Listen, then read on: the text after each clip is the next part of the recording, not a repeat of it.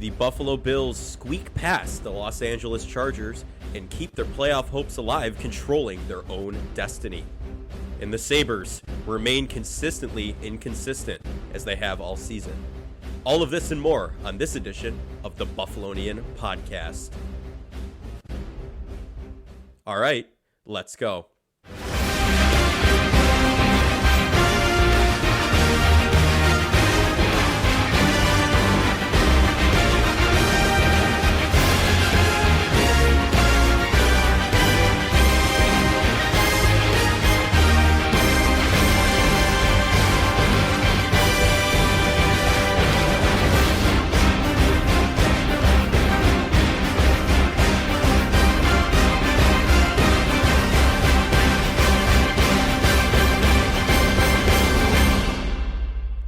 We are back with the Buffalonian Podcast. I'm Joe Cali. Hope you all had a happy holiday out there. And as always, I'm joined by none other than Dom Loss. Dom, before we jump in here, how was your holiday weekend? Great. I won my fantasy championship in my family league. There you go. Advanced in the finals in our league. So fantasy was kind. The holidays, it was great to spend time with the fam. So yeah. Happy to be back here with a Bills win and a very, very successful Bills, outside of the Bills game weekend as well. So yes, yeah. I mean, fantasy was an interesting week as well. I showed you before the show. There's a tie that advanced me to the championship. Never before seen. Very interesting there. And yes, we are back with the Bills victory. And as mentioned in that intro, they do control their own destiny now. A lot of things went in their favor. So without further ado, though, let's take a look at this Bills win before we get into the Dom 5 and roll the highlights. So first, I think his name's Grape Davis. He shows up every few games and has an outstanding performance. So Josh Allen rolls out to the right looking for help, takes a shot down the field, catches Gabe Davis in stride. Davis shoves his way in, stays up while facing physical contact. So, you can't really ask for more than that. After he was kind of, quote unquote, left out the past few weeks, it's nice to see him getting involved again and doing Gabe Davis things when he's needed to do Gabe Davis things. So that was Gabe Davis's first touchdown right there. Not of the season, of course, but of that game. And listen, just a quick question here for you. Since Grape Davis has been the name, there's not been a lot of action for Grape. Was that a positive mark, you think, going forward here for the playoffs and the rest of the season? I just think he's channeling his Sabres being consistently inconsistent. Yeah, no better way to put that. All right, second highlight. Let's roll it. Josh Allen takes the ball, and he runs it himself right out to the right and up into the end zone. He flips it to what looks like a Bills fan there. But James Cook pulled off some coverage there, and Allen was able to slide out to the right and rush right into the end zone. Again, that's 11 games straight with a passing and rushing touchdown for the lad now. So he's still absolutely on fire. It's insane, honestly, to have a quarterback who's achieving that and doing it consistently, not like the Sabres being consistently inconsistent. But all right, next highlight, let's roll it. The Buffalo shove, the tush push, whatever it may be. Allen likes to go to the left. They found the sweet spot there. Allen goes in, another touchdown. And taking a look at that second half rushing touchdown right there was the quarterback's 50th in his 6-year career, and now he only trails O.J. Simpson for the second most in team history.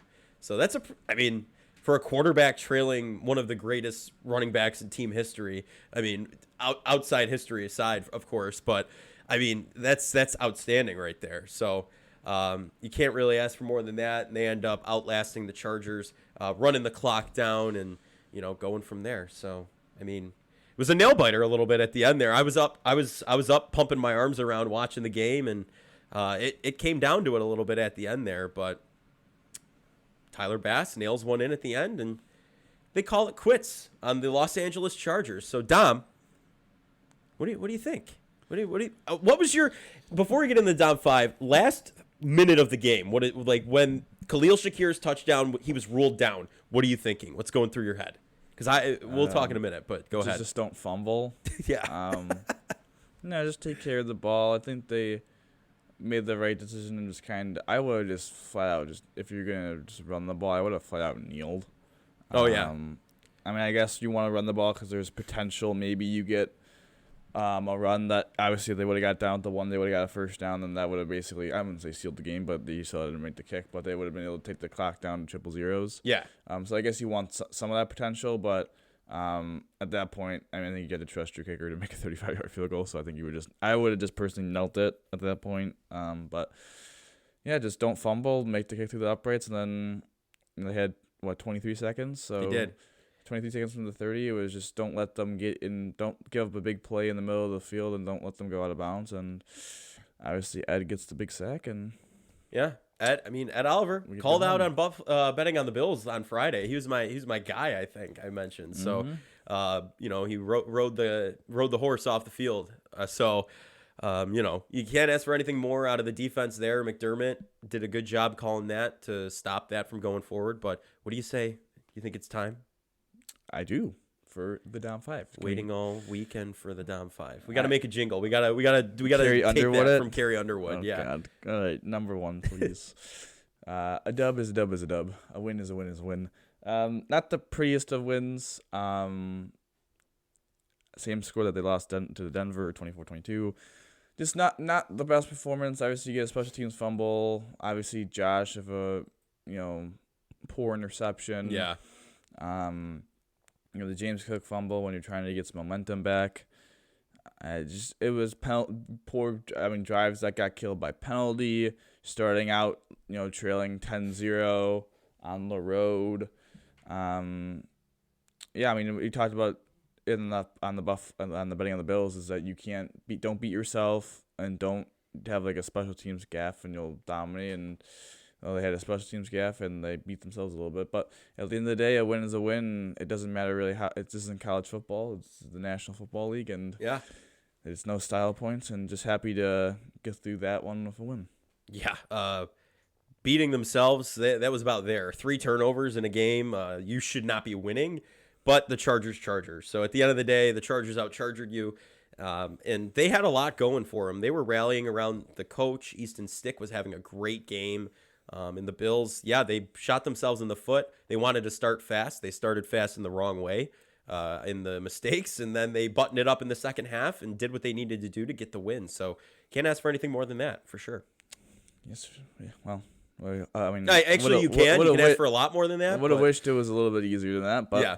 On number 2. As you said, a win is a win is a win. So. There you go. The playoff odds are looking good. Obviously, got the result on Saturday with our boy George Pickens having a big game. That basically let the Bills know that they won the last 3 games. They were going to make the playoffs. Then everything else kind of fell their way, other than the only thing that kind of didn't go their way was the division. But literally every result other than, I guess, Baltimore. But, really good week. And now there's clinching scenarios for Week 17 to get in with 10. We talked about it. Again, on the Buffalonian, betting on the Bills is that, their odds of finishing 11 wins increased, but their odds of getting in the playoffs of 10 wins decreased a little bit last week. But This week, again, everything went their way, and now they have a situation where they just need Pittsburgh and Cincinnati to drop another game and them to obviously win another game, and we're in. I mean, New England took out the Broncos. They're at 8 losses. Yeah, that was a good game, too, to watch, honestly. And one of the AFC South teams between Houston and Indianapolis are going to get knocked out with 8.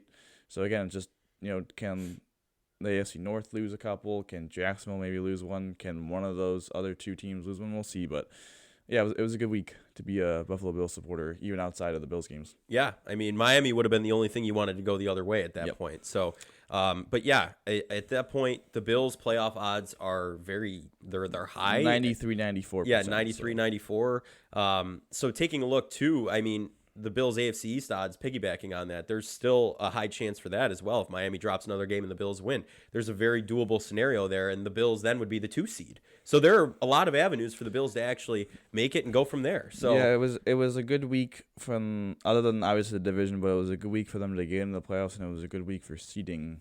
Yes, because as you allude to, that Kansas City has kind of worked themselves out of not even the 1 seed, but the 2 seed as well, because the only way they get in to the 2 seed now is if Buffalo loses out and Miami loses next week. Right. Yeah. Sorry, Miami has to lose out, and I messed it up. Miami has to lose out to go 11-6. They had to win out to go 11-6, and they need Buffalo to lose to New England and beat Miami to go 10-7. At that point, they'd have the tiebreaker over Miami at 11-6. That's the only scenario where the Chiefs have the 2 seed. have the 2 seed. So yeah. I mean, everything's kind of looking up for the Bills. Doom and gloom. I remember a couple episodes were titled a couple weeks ago, and we are in a completely different scenario now. Win out and Miami loses out into the 2, which is kind of just a weird way to end the season. But yeah. Here we are. So on number 3. Yes, sir.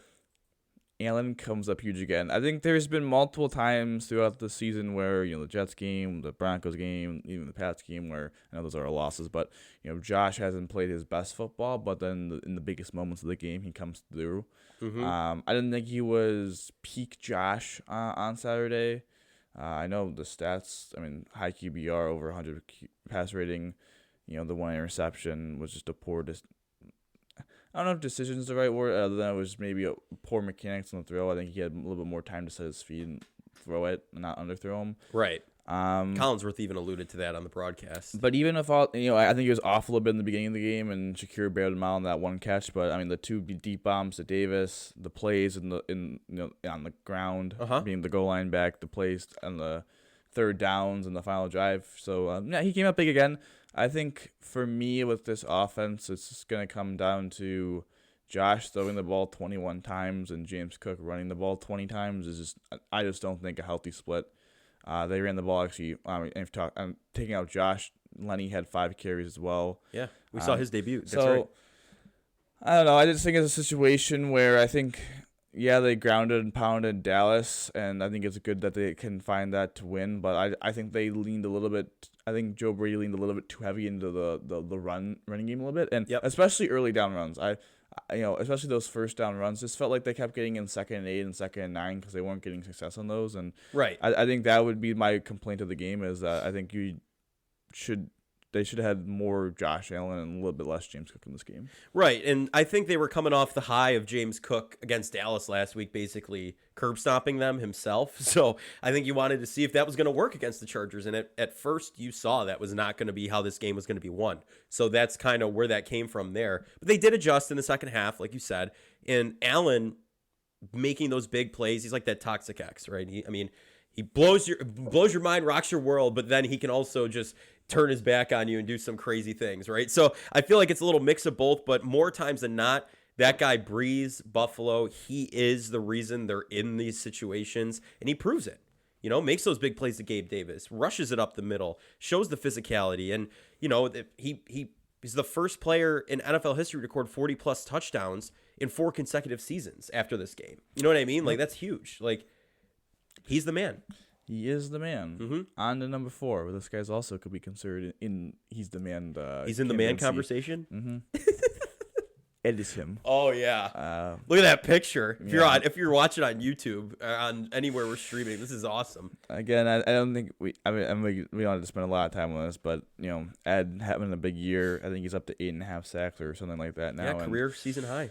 And, to basically get the big play to win the game. I should say win the game, but seal the game at the end there. He's just having a big year, and in the biggest moments, it seems like they could count. He's kind of developed into that closer kind of gene that they thought they were going to get from Von Miller. So, really happy with his play this entire season. And, really another dominant performance in the middle of that defense. Yeah. I just have to say, Who called Ed Oliver breaking out this season for the Bills? I think there's a podcast, that's pretty solid on these predictions this year. I feel like in the beginning of the season we said Ed was going to ride that horse all the way all across the field there, and he has been. Extended his career high to 8.5 sacks. He's been an absolute monger in the backfield. So keep doing what you're doing, Ed. You're a big reason the defense is where it is, even with all these injuries. So I have nothing more to say than that. He is definitely in the man conversation for sure.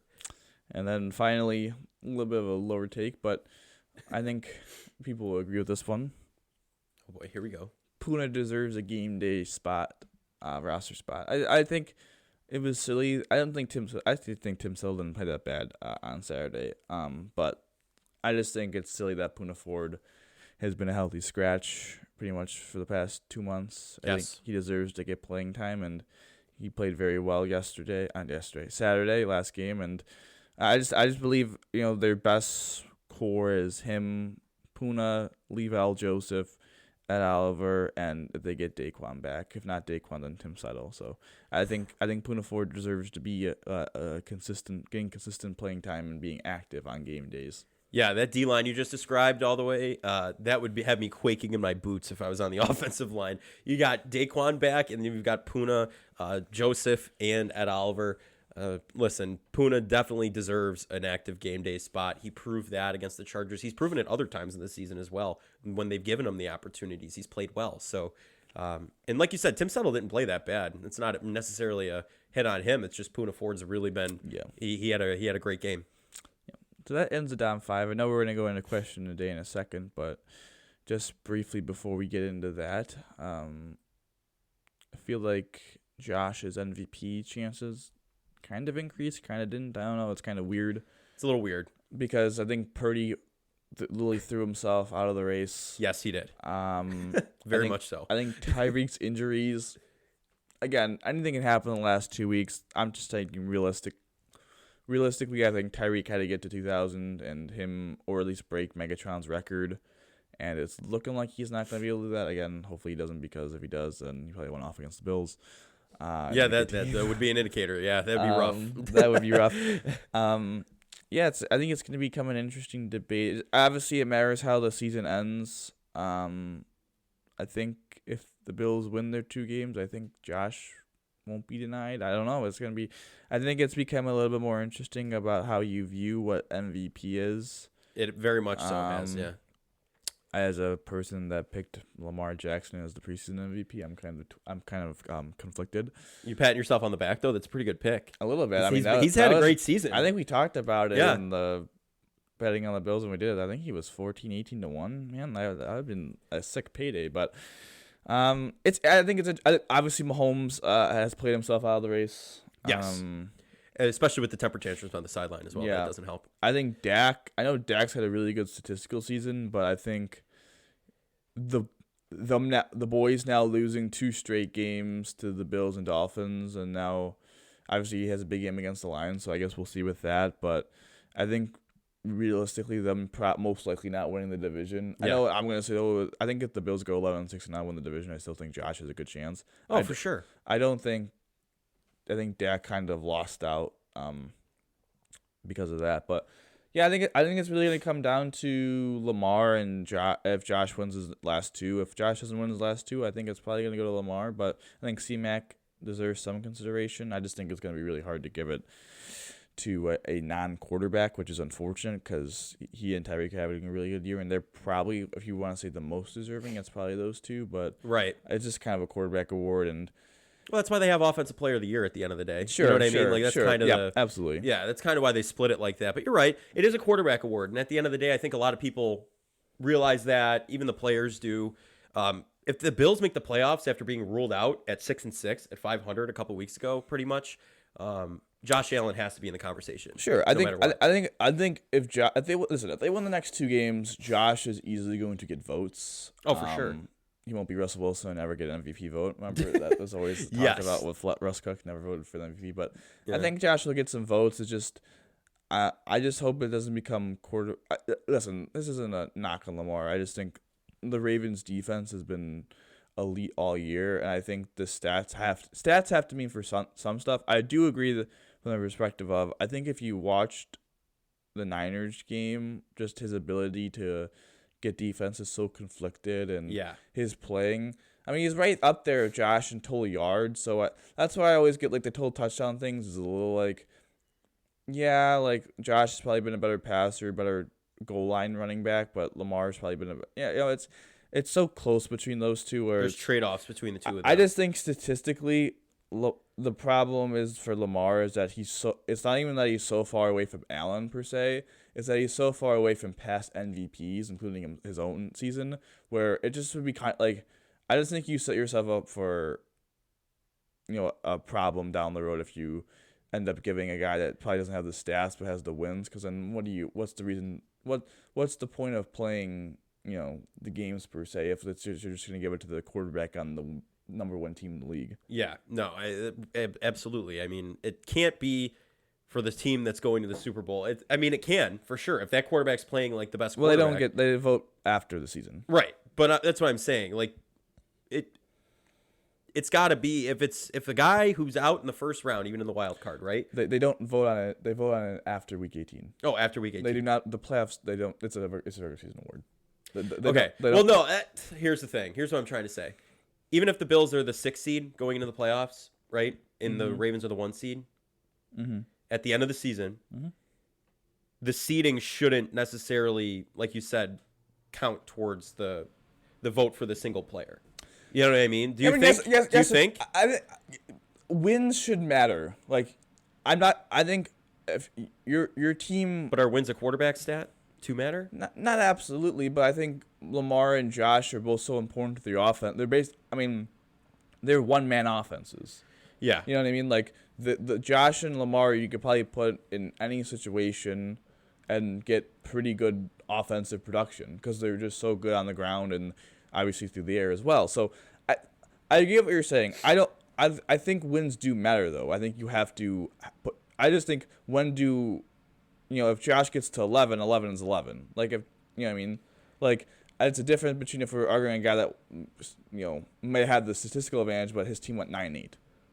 You know what I mean? And the other team won 13-4. Like 4 wins, that's a pretty big. But if you guys are both double digits, both up there, Lamar might get to 13, Josh gets to 11. Like I think that's a close enough gap where. Oh, okay, I get what you're saying. But I'm mm-hmm. saying it from a perspective, wins matter. I mean, if they get in at 9-8 versus, it's 15 it's the reason why. I mean, it's not the best argument because he just absolutely crapped the bed. But like Mahomes, if they would have won their last 3 games and went 12-5, like I don't know if he would have won MVP, but like he would at least had an argument because of how his team has played. Now, he played awful on yesterday, so like he has no chance. That was rough. Yeah.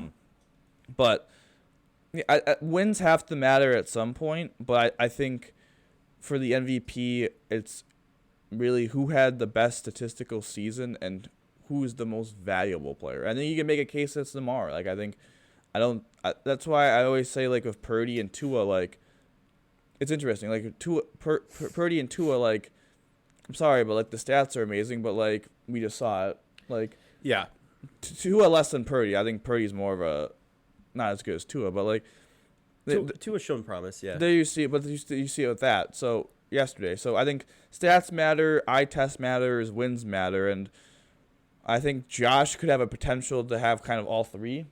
Yeah, if they win out, I think Lamar really has everything except maybe the bona fide MVP stats. So I don't know. It's gonna be two 2018 quarterbacks going back and forth. Yeah, I mean that draft class continues to kind of show out too. Baker Mayfield put on a performance against the Jags and helped us out too. So yeah. Listen, it's gonna be interesting seeing the MVP race come down to a close here because depending on what situations happen where things can get interesting. I think and real chance for Josh, but there is. What do you think? Let's go to the question of the day. There we go.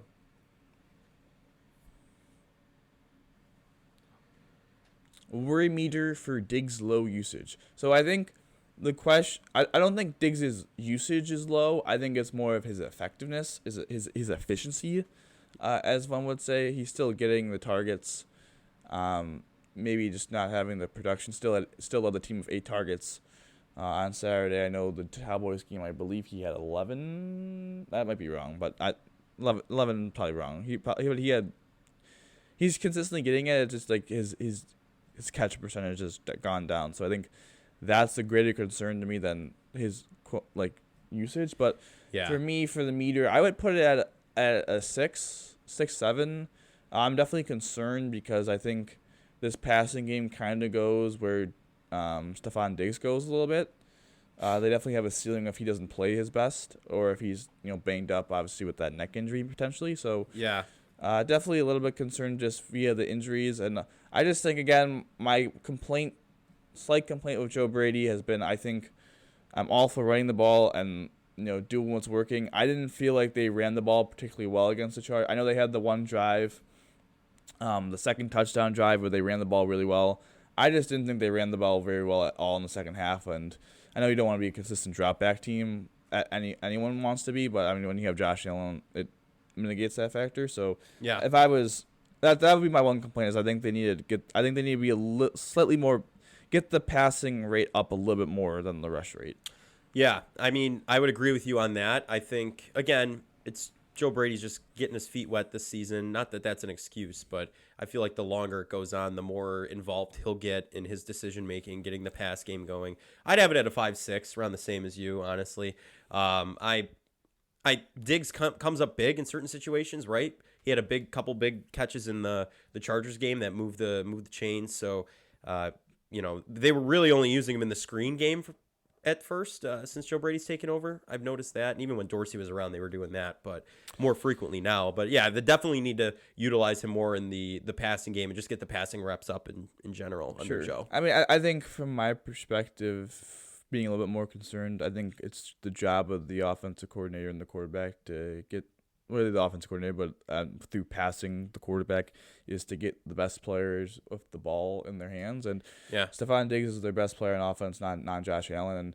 And it's been under Joe Brady, other than really the Eagles game, it's kind of been, we're at a trend here a little bit now. What was that, 5 games now? Because they were 5-5. Yep. Yeah. So five games now of Joe Brady, and we're at a little bit of a trend where Diggs' production has really fallen off a little bit. So, again, I think he's getting nagged by some kind of injury, but at the same time, I would like to be a little bit more efficient when targeting Stephon Diggs because he's one of the best receivers in the game, and he really is the engine that makes this offense go when he's on. It's very hard to stop this passing attack. Yeah, no, absolutely. I'm right there with you on that. And, like you said, that nagging injury, we don't know necessarily. That could be doing something, but you never know in these situations. And at the end of the day, he's Stephon Diggs. And, looking back, people say, he could be double covered, whatnot. And he was in 2020 when he really broke out and came here with Josh, or 2021, whatever that might be. I forget. And they still worked him into the offense. So I think it'll get better and better as time goes on, though. I'm not necessarily spazzing out quite yet, but if we get into next season and we're like, all right, Diggs has no production to start in the first 5 games, then we have a problem, Yeah, so sure. Yeah. Then the worry meter might go up to a 9-10, I would say. Then it's like, all right, we got to figure something out here. But I think time for the Sabres? Time for the Sabres. The consistently inconsistent Sabres? You gotta get a t-shirt for that. But let's just go right into the Dom. Well, I don't even know what to call it, but we're just gonna do the Dom. The Sabres, Dom, whatever. Dom version. I guess the whatever 3, because it's just so like, I don't know. Like it's Yeah. I don't know if I even like, it's just, I don't know. Just roll it. Oh, what a weird team. But here we go. Number 1. Thank you. Quinn is back. Our man Jack Quinn. Love Jack Quinn. Yes. We're a big Jack Quinn. We saw his first game. Nearly saw his first career goal. Nearly. We are part of the Quinn Hive for sure. Glad to see him back. Looked pretty healthy. I think he's still kind of getting his legs per se, but also scored a nice goal already. So nice to get him back. I just think he adds so much to this team, just lineup flexibility, and also I just think he's one of the better players on their team. So I think that helps anytime you get one of your better players back. So it's nice to have the return of the Quinner. Yeah, no, absolutely. Like you said, nearly saw his first career goal. So that's he's a guy we've been following for a little bit here. So yeah, he does add a ton. He's very versatile on the ice and very physical player. It's nice to see him back out there. We've been hyping him up coming back the whole season. It's been a rough season, iffy season so far. So it's nice to have a positive to talk about here coming into this week's edition. But listen, I think truthfully with Jack Quinn back, you got to go back to that offense you had last year, and Granato even made a mention of that being we might have to, go back to that high-flying, fast-paced offense that we were running last year. So with Jack Quinn back, though, that's plausible, I think. I think you can start getting back to that. I think they're realizing that their best version of themselves is just playing free, kind of street hockey. No rules, kind of up and down off the rush. You're going to give some stuff back up the rush, but that's their best version of these Buffalo Sabres is playing that style, and not necessarily the smash mouth hockey team. Yeah, hopefully they get back into that because that was some fun hockey to watch. But on number 2, I think we're starting to get into the start of the Bills special teams and the Sabres goalies we just never talk about anymore because the goalies are so frustrating. Levi craps the bed against I was gonna say Jacksonville. Holy cow, the Blue Jackets, and then UPL comes in, doesn't do much better. Levi have a so-so kind of game against. I mean, they scored 9 goals against the Leafs. Yeah. But he was all right, and then the Rangers just it wasn't all on UPL, but just horrendous goaltending in overtime. I mean, you saw Vesna winning goaltender and Shesterkin make the big saves, and then on a simple going around the net, UPL gets faked out and leaves the net wide open. It's the difference between winning 2 points and 1 point, and goalies matter, and it's frustrating. I think as we alluded to, I think we're going to get back into the high-flying offense, and they need their goalies to be consistent and help that defense out. They're going to have to get to bail out the team, and Yeah. I have very little confidence that that's going to happen other than maybe Levi. Yeah.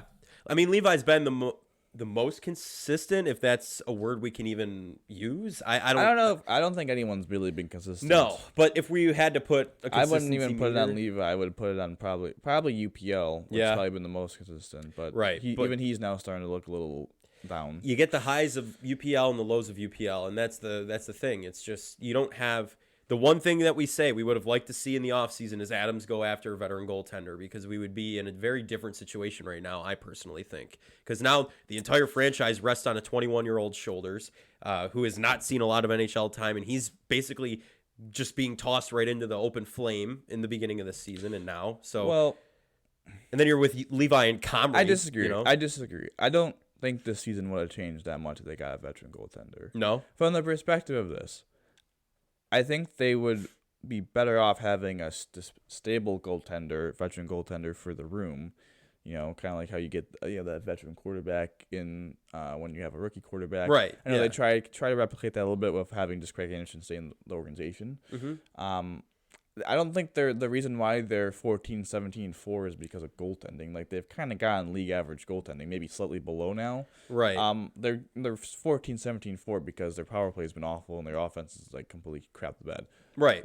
But I think a veteran goalie could help, and I think maybe if they're gonna make the stretch run, it would be nice to have a veteran goalie because then you would have someone to rely on. They don't really have that reliability factor, which is definitely true. I don't believe that the reason they're in goalies, the goaltending really isn't in probably my top 3 reasons why the Sabres are where they are in the standings. Like it's the power play, it's the offense, it's the inconsistency of the star players, it's the head scratching lineup decisions. Like goalies maybe 5. Yeah. Well, I agree with that. 100% is definitely not on the goalie, but like you said, Not saying a veteran wouldn't help, but yeah. Yeah, right. A veteran being in the room might be able the reliability factor, I'm going to use that because that's huge and you don't have that. You're going from inconsistent to inconsistent. You don't have that reliable goaltender that could at least I don't know, just be a wall for a game. Don't know what you're going to get. Yep, yeah, absolutely. So exactly. You don't know what you're getting. That's the thing. But on to number 3. Oh god. Best forward lines of the year, Donnie G. I mean, listen, I think we alluded to this throughout this talk, but I think having Quinn back, having Tuck back, having Thompson back, having Skinner back is massive because you get your Tuck, Thompson, Skinner line, you get the kids line of Peterka, Cousins, Quinn, you get the dog line now of Greenway, Middlestat, Benson. That's a nice top 9. Like it is. That's a solid top 9. Also, the way that Kyle Oposo kind of all year we've been trashing him has really played really well. He has. Scored quite Krebs a bit. has kind of been whatever, but the fourth line's kind of whatever. But like Oposo's playing nice. I would like to see Eric Robinson be in instead of Victor Olofsson. I know maybe they're trying to find a way to buck Olofsson's trade value, but if Olofsson's not going to be on the power play, like he doesn't really add anything to the team. So I would like to see Eric Robinson kind of take that spot and have Robinson, Krebs, Oposo as the fourth line. And when Gergensen comes back, I don't really know what they do because I thought it was, it's Gergensen and Oposo that are just like the boat anchors. But now ever since Gergensen's left Oposo's played really well. So it's kind of like maybe it was Gergensen's. I don't know. I don't truly know what to think right now about what to do with Semnis Gergensen's because ever since he left, those I mean, Oposos has played a lot better, and He has. now it's kind of like, are we gonna put? I mean, you can't really scratch an assistant captain, I don't think, but I don't know. It's a weird situation with that. It is. I 100%. I was going to say the same thing. Gergensen's going has just unlocked some feature in Okposo that we have never seen. I don't really understand it. Like you said, the thing is, now you've got your guys back, like Quinn, the Tuck. Oh my God, I just said all of their names together. Tuck, and Thompson, and Tuck. Thompson, Tuck, and Skinner line. That's back. You got the kid line, the Lost Boys line, as we proclaim them. And then you have, Greenway, the powerhouse line that. Like that top 9, if you were playing that style of offense that we alluded to a little bit ago here, I think you'd be scoring goals left and right. And yeah, you'd be giving up goals too with the goaltending we have in the defense, but you'd be outscoring, I think, the competition for sure. Yeah, I again, that's a solid top 9. It's also a top 9 that 8 of the 9 are under contract for next year, I believe. The only one that isn't is Milstad, and he's a restricted free agent, so yeah, it's a nice foundation. It also leads to the producer keeps making the point of like all these prospects don't really know where they're gonna fit in, but I guess that's a conversation for another pod, another day. But really liking. Listen, the last 2 games they got embarrassed at home by the Blue Jackets. The Fire Downey chance. Hopefully maybe that was a turning point for them. Had a dominant performance against the Leafs. Had a solid showing. I mean, the Rangers. Listen, the Rangers I think are still the number 1 team in terms of points in the National Hockey League, and to go on the road is no small feat, especially trailing for many portions of that game. No, and you come out with a point. It's just frustrating because it felt like they're actually number 2 now in the NHL, but they have 3 games in hand on Vancouver with 2 points behind. So I would still say the number 1 team in that hockey, but it's frustrating because you get the power play at the end of regulation. Again, you don't execute, you take a penalty, and you kill the penalty. So it's like, okay, now we're on normal hockey overtime, and just poor goaltending against great, fantastic elite goaltending is just it's a tough way to lose out of a point. But hopefully they can go on a little bit of a run here. They definitely, I mean, not hopefully, they need to go on a little bit of a run here. Like it's starting to become, it's going to become. I mean, they already need to be at a very high point pace. I think of 105 or some portion like that throughout the last half of the year. And listen, they're getting healthy at the right time, so hopefully they get Levi and UPL both playing high at the same time. Yep. They could kind of get that consistent goaltending, but everything contributes all at once, hopefully, and they unlock something that's been locked away. They have 3 games left in the 2023 calendar year. They are against Boston on Wednesday. On Saturday, they are against Columbus, and then they are in Ottawa for the 31st. So back-to-back last 2 days of the year, two games. So hopefully they can get a little bit of a roll. Columbus just whooped them, so I was gonna say that should be 2 points, but who knows? Ottawa's behind them in the standings. Obviously, Boston's a tough task for sure, but hopefully they 4 days of rest kind of get the legs going for the second half of the year. Yeah, I think they can. Again, if you go back to that offense and looking at these opponents, you're in one of the more competitive divisions in hockey, right? That's always a tough task. And you're going to Boston. Or no, Boston's coming here. Sorry, I forget what you said. Boston's coming here. So hopefully the home crowd can do something against them, but we'll see what happens there. And we're closing out the 2023 year. It's the last pod, technically. No, Friday's the 30th, I think, right? So we'll do betting on the Bills before the year's over. Yes.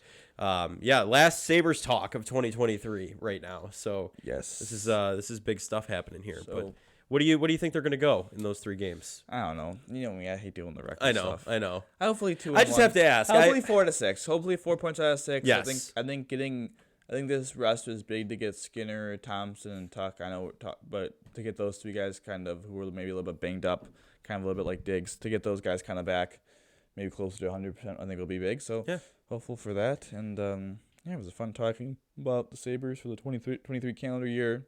Maybe not a lot of towards ups. the tail end. Yeah, there's a lot of ups and downs. A lot of ups, lots and downs. Kind of consistently inconsistent like the team, honestly, I would say. Yeah.